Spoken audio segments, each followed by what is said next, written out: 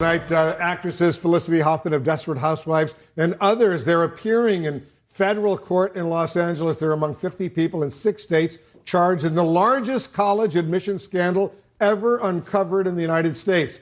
Federal prosecutors say they and other parents used a college prep advisor to funnel bribes to coaches and others in an effort to get their children into top universities. Let's dig deeper with our correspondents and our analysts. And Laura Coates, the Justice Department makes no bones about it. This 23-page indictment, it's a sprawling conspiracy. What stands out to you? Well, the idea that it's a federal charge that you're using, there are multiple federal charges, is a very serious case. Also, the idea of entitlement, of privilege, of the very reasons people look at the idea of why some people are elitist and some people are not, who benefit from that and who do not. Affirmative action policies in this country, which has been largely derided by many people, has been about recognize there's no level playing field. This shows you again, when it comes to money, that is the actual financial affirmative action that's happening here. And I'm glad they're being prosecuted because they are taking opportunities away from people who are engaged in meritocracies by saying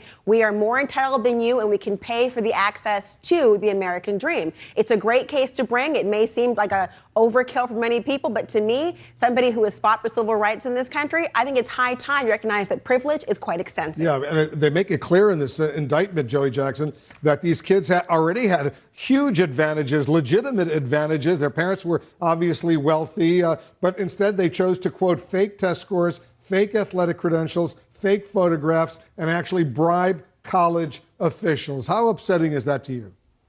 You know, Wolf, it's very upsetting for the following reason. And I look at this and approach this as a parent before I put my legal hat on. And just let me address it as a parent who has a son at UNC Chapel Hill doing great, but having just gone through that whole process, I can tell you it is harrowing, right? So what do? We drill our children, right? Drill my son from the very beginning. This is what you have to do. You have to hold it down academically, do the best you can, but we got to make you well-rounded, right? You want to play varsity in high school? Great. We're going to work with you. We're going to do all we can because that's going to look good in college. We also want to get you on a debate team. We want to get you here. We want to get you there. And how many times do you say, Dad, I want to go out. I want to, no, you got to go study, right? We got to get you on the SATs. You got to study for your ACTs. You're not going anywhere. I am. No, you're not. You know, argument after argument, trying to do the right thing, instilling values, hard work. That's what's going to get it done. And then to find out, then you go through the whole process of these college essays and sitting down, and these kids, they're just killing it with each other, right? And then the parents, myself, my wife, together, working with them.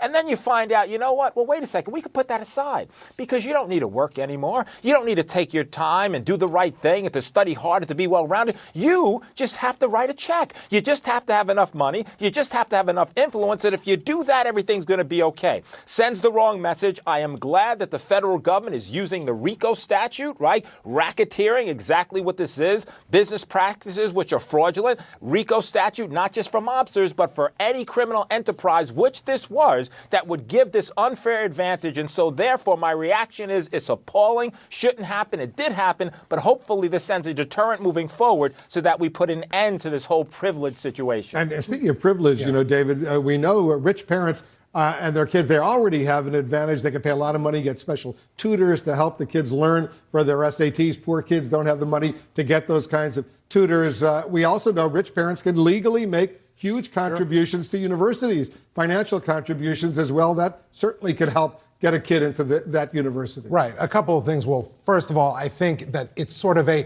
how many yachts can you water ski behind at the same time type of problem. One of the things, and one of my Washington Post colleagues, Elizabeth Brunig, said this on Twitter earlier today, that bothers so many people about elites in this country is that too much is never enough. It's not just enough to be very rich and well-connected, but also to say, in addition to that, maybe let's try bribing our kids' way into college. The other thought I had on this, Wolf, is that as someone who went to public high school, public college, public law school, it saddens me that there's an idea out there that it's not good enough to either go to a public big state university or to a smaller, lesser-known college. There's a school out there for everybody, and the idea that the key to success is in just a few colleges, I think, is the wrong way to look at this. Ryan, what do you think? Well, first of all, as David and I both went to the University of California at Berkeley, and so I should say, the suit strike. I noticed that I noticed that Stanford was one of the schools on the list. Nobody should ever pay that much money to get into Stanford. But that, having said that, joking aside, I mean, I think politically, it's two things are important. One, We all know that economically in this country, the single most important thing you can do these days is go to college. And that's going to be more important in the future. And to see people cheating that system, people who already have such advantages cheating that system, just exacerbates one of the great economic problems in this country, which is the yawning gap in between the rich and poor in this country. And this could pivot into a campaign issue. I mean, college education is one of the top issues on the campaign trail. Bernie Sanders is one of the people out there saying the government should pay for everyone to go to a good public school. And I think it feeds into this narrative that elites are out of touch in this country. And I see this showing up on the campaign trail going forward. And it also feeds into this idea of people losing faith in institutions. If we can't trust the schools to be fair arbiters, to actually evaluate each student on their merits, there's already this erosion of faith in other institutions in society, in part because there's this belief, this growing belief among people that the game is rigged, that it's rigged in favor of people who are well-connected, who are wealthy. And so I agree with you, Ryan, that this is something that could reflect in the politics that we're seeing right now. And there is a racial element of this, of course. Affirmative action to me, underlies this entire theme. When the courts have said time and time again that because there has not been an equal playing field, you must engage in a holistic individual review of every single student to figure out what their contribution could be to a diverse marketplace of ideas. Well, that is foreclosed not only to so many people who do not have the intergenerational wealth that is gained from people who've been exploited in this country for centuries to be able to have access to that particular power, then to have it exploited further to say that, listen, not only are you not going to have an individual review, you're not going to have the opportunity to do so because you're already giving the spot away to somebody who had the benefits of intergenerational wealth. This smacks in the face of everyone who has fought for affirmative action, and people will say in return, oh no, it's not necessary in this country. We have a level playing field. We do not. And notice how it plays in time and time again for everyone who fights for a chance and not only have to earn their spot, like I know I've had to 10 times over, it smacks in the face of everyone who has said, I have earned a spot, but you got a handout. Well, that belies the controversy behind affirmative action. It's still necessary, and this is a case.